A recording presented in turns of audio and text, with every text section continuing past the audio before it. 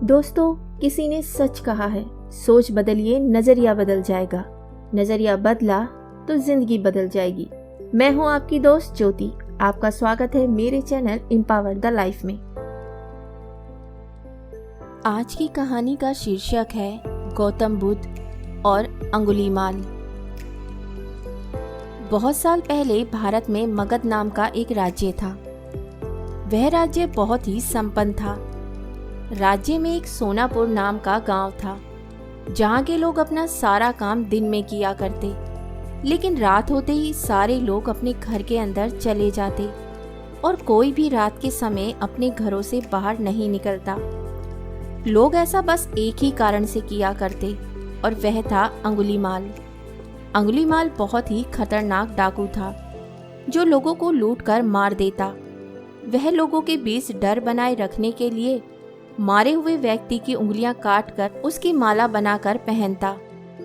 अंगुलीमाल मगध के एक गुफा में रहा करता था। वह जिस जंगल में गुफा में रहता, लोग वहां से भी गुजरने से डरते थे, क्योंकि सबको अंगुलीमाल से बहुत डर लगता था। एक दिन गौतम बुद्ध सोनापुर से गुजर रहे थे कि तभी उन्होंने लोगों को चिंतित देखा।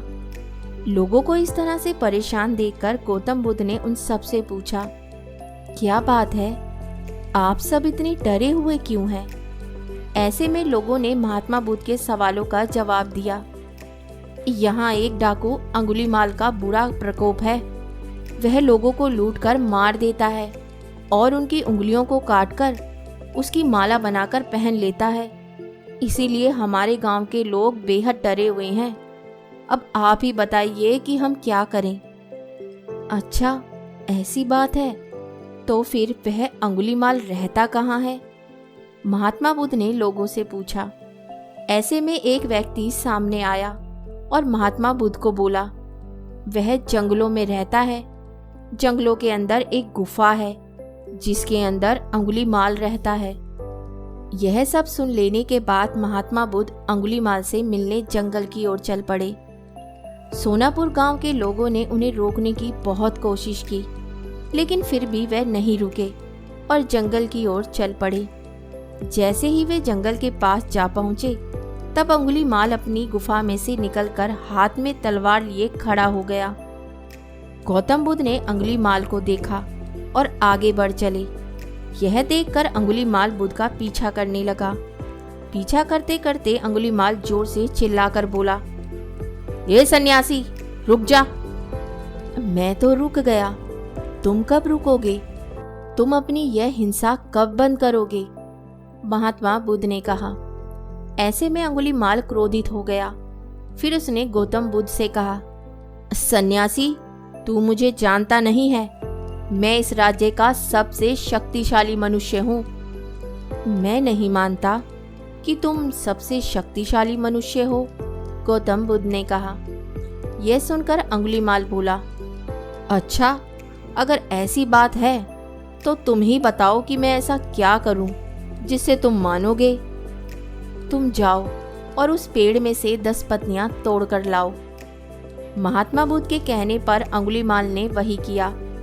वह पेड़ के पास गया और उसमें से 10 पत्तियां तोड़ लाया। फिर बुद्ध ने कहा, जाओ, अब इन पत्तियों को वापस से उस पेड़ में जोड़ दो। यह सुनकर अंगुलीमाल अचंभित हो गया और उसने महात्मा बुद्ध से कहा, यह कैसा बेहुदा मजाक है? भला कोई पत्तियों को तोड़कर वापस पेड़ से जोड़ सकता है क्या?